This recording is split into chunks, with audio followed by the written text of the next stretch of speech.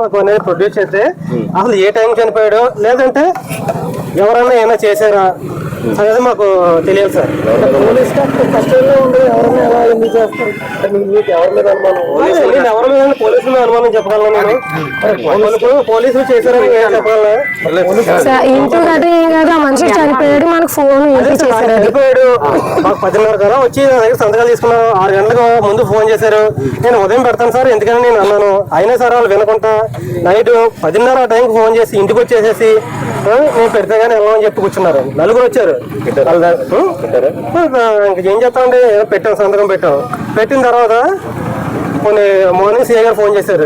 6-7 time కల్లా phone చేసి ఇలాగ మీ నాన్నగారు ఇలాగా సూసైడ్ చేసుకున్నారంటే అన్నారు. కానీ ఆ సూసైడ్ కాదు కదా, అది నైట్ 10:30కి. అదే అప్పుడు బాత్రూమ్ తీసుకొచ్చిన అతను బాత్రూమ్కి వెళ్ళి దూకేశారు అన్నప్పుడు మరి అప్పుడే మాకు ఇంటిమేట్ చేయాలి కదా.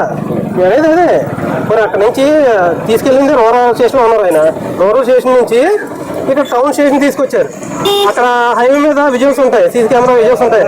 ఇక్కడ టౌన్ లోకి వెళ్ళేటప్పుడు టౌన్ లోకి వెళ్ళినప్పుడు సూసైడ్ కాదు సార్, ఇది సూసైడ్ కాదు. టౌన్ లో తీసుకెళ్లారు.